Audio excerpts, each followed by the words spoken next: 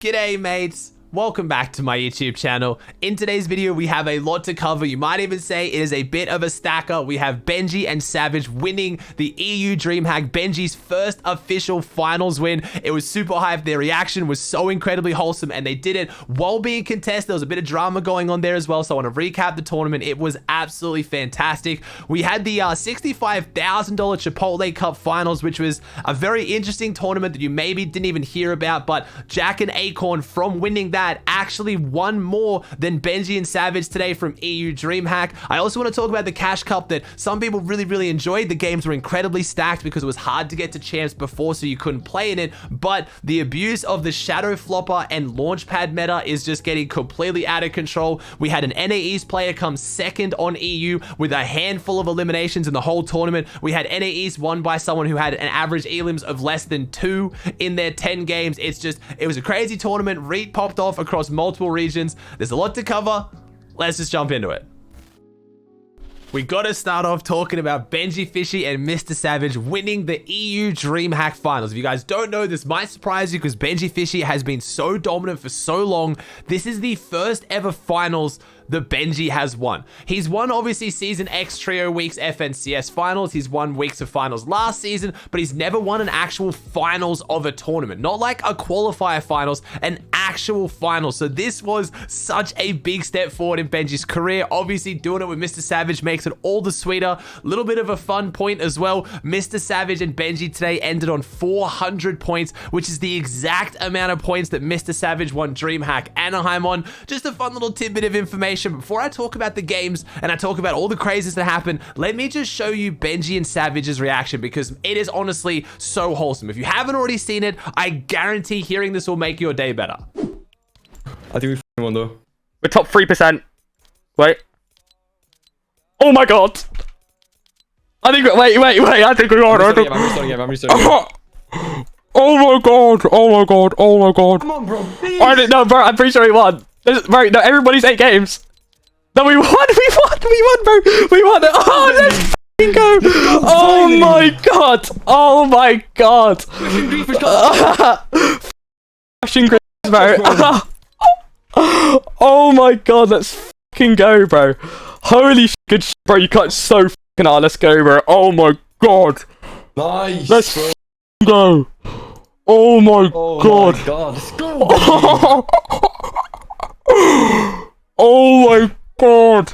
And then Joda got 5th. I mean, come on, man. That can't help but put the biggest smile on your face. You can hear how much it means to both of them, especially Benjy. Like I said, his first finals ever. He has been grinding for this for such a long time. You gotta remember, Benjy has won tournaments back in the day where he was getting hundreds of thousands of dollars, like during Season X. Like, Benjy has won big money, but he hasn't had the bragging right, and he hasn't had the right to say he's won a finals. And that's why I love Benjy and Savage. Like, the prize pool's good, don't get me wrong, but Benjy has won so much more money than this in the past, but you can hear how much it means to him because it's an achievement. It's something he really wanted and he's been grinding for. So that made me super happy. I also love that at the end, Savage showing his true colors on stream, celebrating his win of a DreamHack, and he still looks for his teammate and friend Andretta. Notice he places 5th and gets excited for him too. Like, just such a good moment, man. Now, that is Benjy and Savage's reaction. Let's talk about how they got there. Let's talk about how they won because there was a little bit of drama along the way, and it was a fantastic tournament that I want to cover.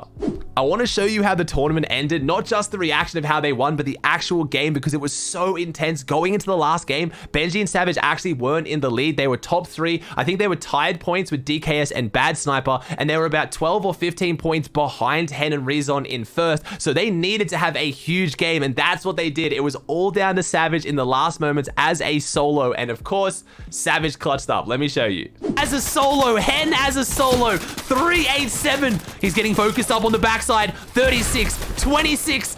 Oh, and he goes in. That's it. 387 is the point to beat. Savage as a solo. The whole region watching. Savage has to clutch this one up. 379. He needs an elim or he needs to get a top 5 here. 9 teams left. 15 players. 38 builds. Everything relying on this Jerky down below. Jerky's the one who managed to take Benjy out of this game. Savage puts up a beautiful wall. Blocks the big charge shot. Savage has to beat 387. He's so close to making the dream a reality. Oh, Lucia around the corner. Savage has the piece control. Lucia's out of builds. He knows he's down below. There is a lot of solos. And there he goes. 3-9-1. That is it. Benjy and Savage, they managed to do it. 3-9-1. This is a victory lap, and Savage is doing it in style. 400 points here for the OG duo. It's not the first DreamHack Savage has won, but it is the first as a duo.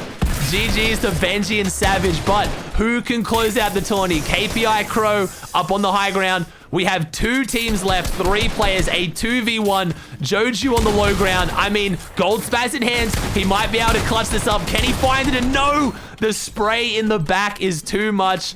Team KPI gets 9 kills in their last game, but the focus is obviously going to be on Benjy and Savage winning DreamHack. Now remember, DreamHack was an 8-game format. Wins were worth 55 points and each elim is worth 6. So that's why there are so many points here. But we had Benjy and Savage win it all on 400 points, getting 1 victory royale, having an average limbs of 4.13 and an average placement of 15.63. They played so incredibly well. Now, as far as how their tournament went, I said yesterday in my video they were triple contested. That ended up not being true, or kind of was. They weren't triple conned every game, but they were contested by 2 separate teams across all their different games. I think they ended up getting the drop uncontested twice of the 8 games. The other 6 games they were contested, first off by 1 team and then at the end by Link and Fury. Now this is the one that caused a lot of the drama because Link and Fury switched up their drop spot halfway through once Benjy and Savage were already top 3, and if you start dropping on someone high on the leaderboard like that, everyone's going to find it suspicious. You're going to get called out. Benjy and Savage themselves on stream calling them Russian griefers, so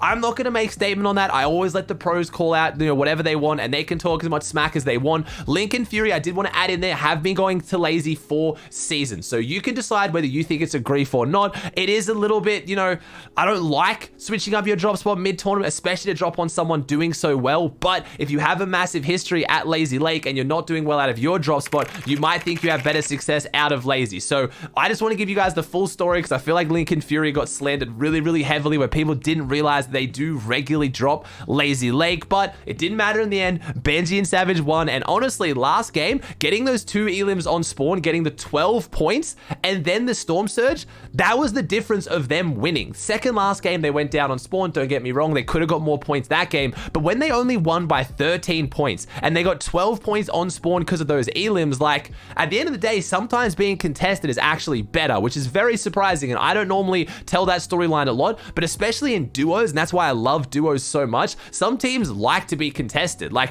I was talking to Vino today in my stream, I was doing a viewing party, and he came in, he was like, look, I actually think Benjy and Savage getting contested could be good for them here. They're going to get free surge on spawn, they're going to get high elim points, and they're going to be able to potentially then rotate safely through the mid-game. So, interesting take on it, but they managed to do it even while contested, so huge congrats to Benjy and Savage. Now, Hen and Rezon coming in second on 387. They were pretty much top of the leaderboard, top 1 or 2 for the entire tournament. They played so well. They kicked off the tournament with a 10 elim win, but then after that, things came a little bit unstuck. They got a 5 elim 5th though. They got a 5 elim 2nd. They only had a few bad games, but they had some of the worst zones I have ever seen. Now, I'm going to include Mustache and Malibuka in here because they had 336 points in 3rd. So we had Hen and Rezon dropping Craggy, and we had Mustache and Malibuka dropping Steamy. We had 6 of the 8 zones today, or maybe 5, go far south. We had 4 games in a row where zone finished at Misty. So when you're dropping Craggy and you're dropping Steamy, that is a very, very long rotate. So huge compliments and congratulations to Hen, Rezon, Mustache, and Malibuka for doing so well despite those terrible zones, because it was tough, man. You saw them driving in, they were having to get Storm Surge tags the whole way in, then they'd get in, they'd have to set up. It was brutal, but they played so phenomenally well. I was really impressed with how Hen and Rezon especially played height in their first game. They didn't just full cycle it, they set up for it properly, they played smart, and they still got their elims, so congrats to them as well. We had DKS and Bad Sniper get 3-2-3 in 4th. They were dropping the Kami split, more specifically the alien area just near Dirty Docks on the Kami split there. Kami split today was incredibly contested. If you don't know what I'm talking about, I've mentioned this a lot in videos. It's basically that area of the map that extends from that kind of alien-based area and the bridge between Corny Complex and Dirty and runs all the way down to Lazy Lake. There was was a lot of teams on that drop spot. So it was a pretty rough day for them, but they did well. iDrop and Andretta as well, out of Holy Hedges, bringing it back. They got a 5th place in the end on 319 points. We had Andalix and X-Tweez in 6th on 303. Snazy and Nate. Now, Snazy and Nate got almost all their points, I believe over 200 of their 300 points in 2 games. They got a back-to-back 5 elim win and 7 elim win in the middle of the tournament, jumping them up into first. But then unfortunately, the last 3 games did come unstuck a little bit. There was some other big placements on the leaderboard. I don't want to run every single placement. I do want to point out the big ones though, some of the ones that I thought were most notable. Now, we did have the big name Benjy won. Mongrel and Jerky, unfortunately, not having the tournament I was hoping they would have. They came 24th, not terrible. They did get a 8 elim 2nd, which was where a lot of their points came from, and they got a 2 elim 6th in their last game. As far as what happened there, I saw Jerky tweet something out. He just said something along the lines of, I really just feel like today I kind of didn't know how to lead us. I didn't really know where to put us, and I was just a little bit lost as an IGL. He ended up deleting that tweet, so I don't want to put too much weight on it, but if you watched Mongrel and Jerky's streams, or Mongrel's streams, you kind of got that impression. They were playing well, they had good chemistry, they had good communication, but they just didn't really have a game plan. Some of their rotates just seemed a little bit odd, and they were a little bit hesitant with their decision making, and that's kind of what went against them. We did have Leshy though. We did have Leshy and Passive kind of come back in this one. They came 18th overall, which based on their performance yesterday, only qualifying on the back of a 20 elim win, I was very impressed with that format. The one game where they decided to go crazy and they got a 10 elim 9th, just getting all 10 of those elims in like the first 2 zones, they looked really, really strong. But that super aggressive W key for style, as we know, is not normally as consistent. But when we're talking about, you know, Mongrel and Jerky getting 24th, there was some really, really good teams that struggled today. Most notably, which you're going to want to hear about the most, is Vidil and Noah Riley. One of my favorites going into today. I mean, again, my picks weren't too great for NA East. I did say Malibuka and Mustache would do really, really well, and Hen and Rezon. So I got the 2nd and 3rd. Benjy and Savage, I thought they were triple con, but I was surprised to see Vidil and Noel Riley come in 39th on 103 points. As far as what went wrong, I don't really know. I was watching the games in replay. I couldn't follow them too much because straight out of the gate, they were pretty far down the leaderboard. They had a 0 elim 19th, 2 elim 24th, 0 elim 44th, 0 elim 29th. Like, their highest placement was a 16th place. So they just really struggled in this tournament. And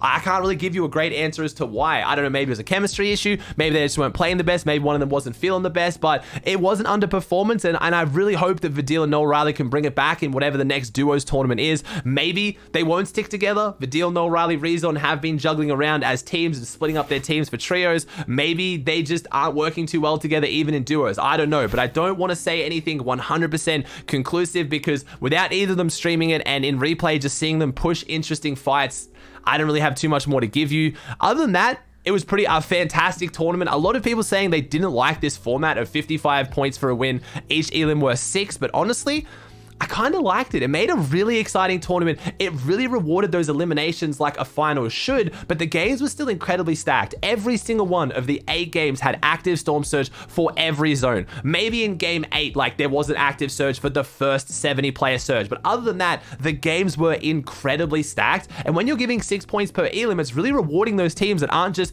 like, you know, getting easy placement. They're also fragging out. And it kind of made high ground not as much the play because yeah, you get good placement of high ground, but not a lot of the teams could get high elim games of high ground, meaning that there was the mid and low ground teams that were just absolutely fragging out and still getting those consistent top 5s, top 3s, and wins that really took out the leaderboard. It also meant the leaderboard could change in a heartbeat. You have back-to-back wins like Snazy and Nate, and all of a sudden you have, you know, 2/3 of your points in 2 games, and you're right up there on the leaderboard. It did make it exciting. It made those last few games, especially for NA East and EU, feel really, really intense, and I enjoyed watching it. I really, really did, and the pros didn't seem to complain too much about it. So I don't know, this format really wouldn't work for like a cash cup. It has to be at the end of a long qualification process. It's only going to work if you have 100 phenomenal players, but I really, really enjoyed it.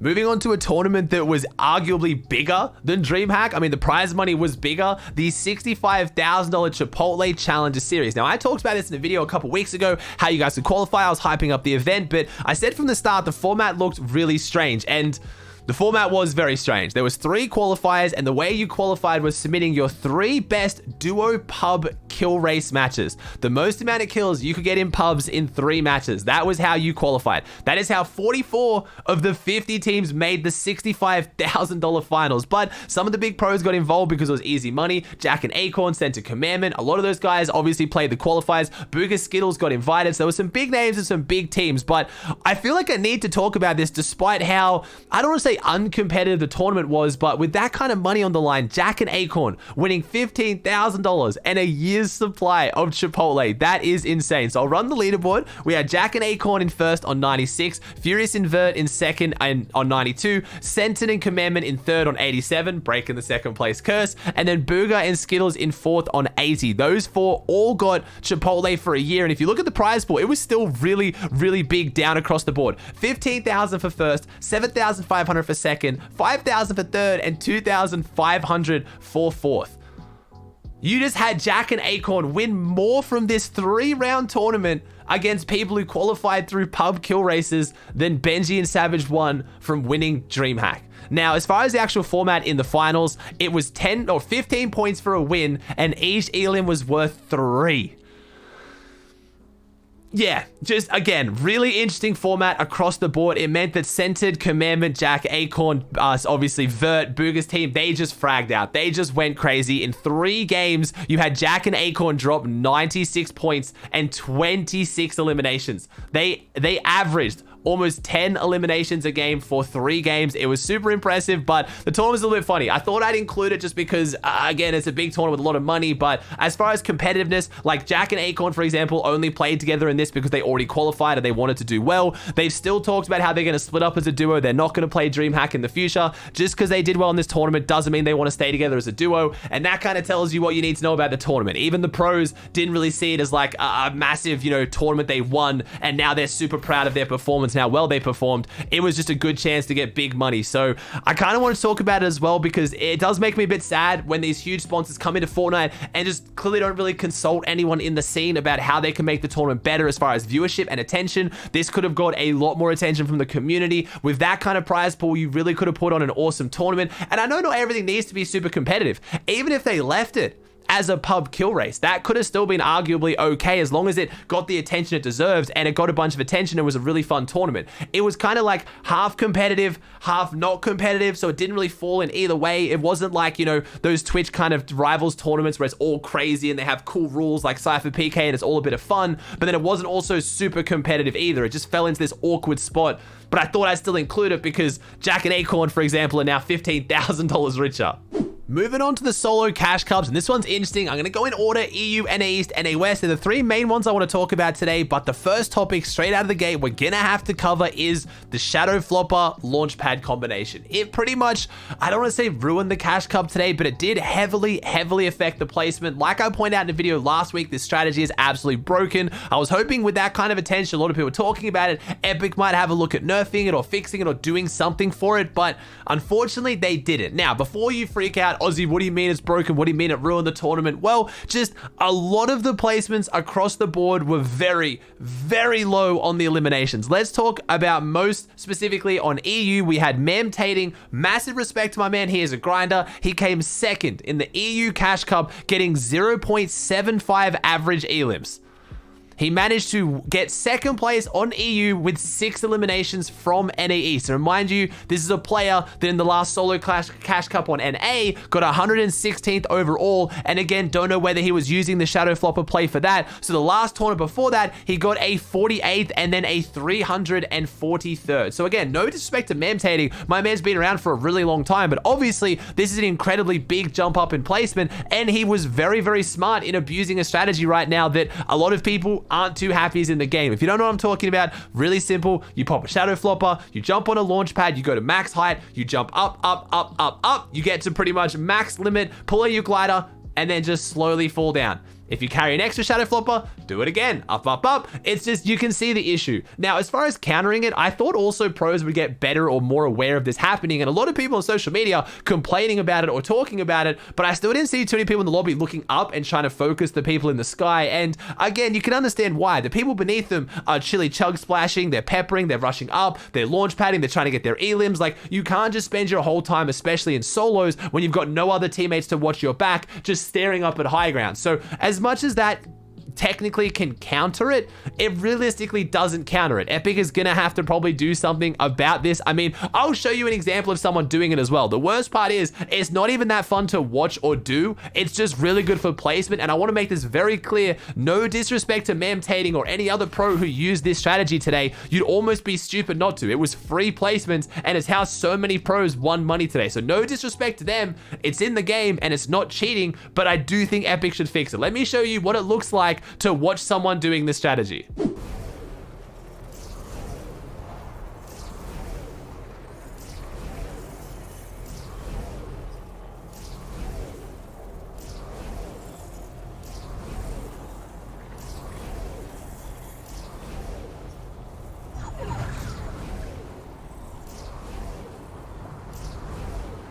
Me estoy mareando, güey.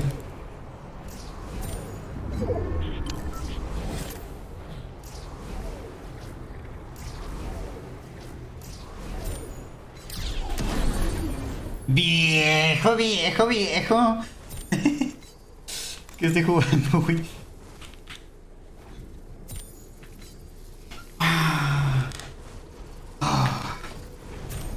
A descansar, viejo.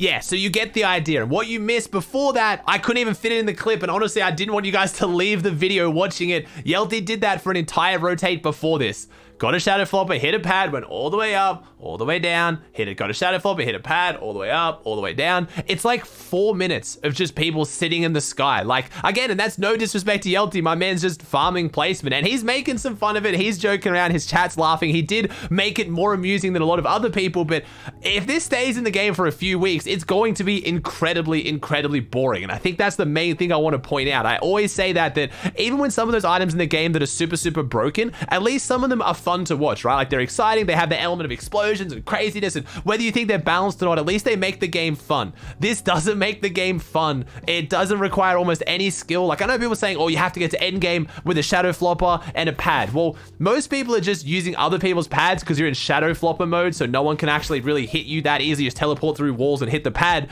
But either way, like, yeah, that requires skill, but come on, like, let's be honest here. Like, again, no disrespect to people using this strategy, but all of them are admitting how unskillful and terrible this is. Like, I don't think many people wanted it in the game because a lot of people in the Cash Cup started to feel like there was no point playing. They had to either abuse this strategy or just not play in the Cash Cup because it was very, very hard to place without doing this. So I know, as far as ways to balance it, I mean, a lot of people were just saying take shadow floppers out of the game. Again, I don't like just removing new items because I think the shadow flopper is kind of unique. It's kind of cool. It's not used that much unless it's in this context, but it's still a fun item. So maybe just nerf the combination of the two. Maybe when you have shadow flopper on and you hit a launch pad, you can't pull your glider. That's still going to lead people to flying up and doing the phasing trick, which will still be annoying. Maybe you could do something to nerf that. I don't know, but I think it's fair to say, I think most of you guys will agree, I'm not being overly negative here. It just honestly shouldn't be in the game. It's just a boring mechanic that isn't very healthy for competitive. Outside of the shadow floppers, there was still some really crazy points to talk about. We had Reet just doing Reet things, placing and winning on multiple regions. We had Reet come second on NA East with Reciprocal in first, who again, I'm seeing Reciprocal up there on the leaderboards a lot at the moment. My man is definitely grinding and up and coming, so big shout out to Reciprocal. But Reet coming second on NA East and then backing it up with a first on NA West. Now, if you do look at the actual placements, if you do look at how he obtained these wins, I'm not going to say he didn't abuse the shadow floppers and the pads, but he still did it in Reet style. He still dropped down and got a few more average elims. Like, Reet obviously came in second with 3.3 average elims, but there's a lot of very, very high placing games there of using the shadow floppers. But hey, Reciprocal in first with 1.9 average elims across 10 games. Again, you can probably assume what he was doing to get his win as well. But Reet on NA West had 5.11 average elims, so a lot of what I saw Reet doing was using the shadow floppers to rotate, get height, but then instead of just using another one and keep staying in the sky, he would drop down, take height, play aggressive, and get those extra elim points. And that's what made the difference overall. So very, very big performance from Reet. Obviously, EU, I did talk about. We had Mamtating come in second from NA, but huge shout out to Nike, who came in first. We had Crizzy in third. We had Marion in fourth. We had Deceptos in sixth. Palpex, I believe you pronounce it, in fifth. So there was a really big performance. But one thing I want to talk about is the champions requirement. This solo cash cup was incredibly stacked. And a lot of people are saying that was due to the hard requirements to get champs before these cash cups. EU, I can't see. There was over 10,000 participants, and Fortnite Tracker doesn't go past 10,000. But NA East only had 8,500 people playing, and NA West only had 4,500. So the games were actually incredibly stacked at a high skill-based matchmaking level. A lot of people also attributing that to the shadow floppers. A lot of people just free rotating through endgame, keeping the game stacked. But that wouldn't explain why like 4th, 5th zone were really stacked, because no one was really doing shadow flopper pad plays before 4th zone. So going into 4th zone with 50, 60 people alive, that's pretty big for a solo cash cup. That is huge. And a lot of people saying, again, because not enough people were champs, so the people who were champs were really good players who were the grinders. And it starts to raise this question, should the requirements for cash cups potentially be higher? Do we want cash cups to be super stacked,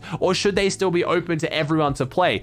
My stance on it, again, a proper rank system could make cash cups really awesome, because it would reward those who are willing to grind to it and get to it. You wouldn't do it to all cash cups. You'd have other tournaments like contenders cups and other things that lower people can play in, because I love the fact that, Fortnite's an open esports. But it was really cool to see when it's hard to get to champs before a tournament, the tournament ends up really stacked. It is a win-win for competitive if you utilize that. I'm not saying every single tournament should be really hard to get into, but if we had one every few weeks that you had to grind heaps of points to get to, it would reward the grind, and it would also make these really awesome tournaments. Just some food for thought. Just thought I'd mention it in there. It would be really exciting to see. But overall, the first few cash cups of the season have been really fun, especially this one. If there was no shadow flopper launch pad kind of abuse going on, I think this might have been one of the best solo cash cups ever, because outside of that, when you're watching the games, they were really fun. We've got the trio cash cups today, and I don't think the shadow flopper launch play will be as OP in trios, because you need to carry 3 shadow floppers into endgame. And then, like I said, on high ground, when you have teammates, one can focus up and the other 2 can watch down, it'll be a lot harder to pull the play off. So I don't think that tournament will still be really fun to watch either way, but that is going to do it for today's video. I hope you enjoyed it. If you did, please chuck a like on it. Let me know in the comment section down below your thoughts on anything I talked about today. If you want to watch the Trio Cash Cup, make sure you check out my Twitch channel, twitch.tv/Aussie Antics. I'll be doing a viewing party as always. If you haven't already, please subscribe to the channel. It would mean the world to me. Thank you so much for watching. I hope you enjoyed, and I'll see you in the next one.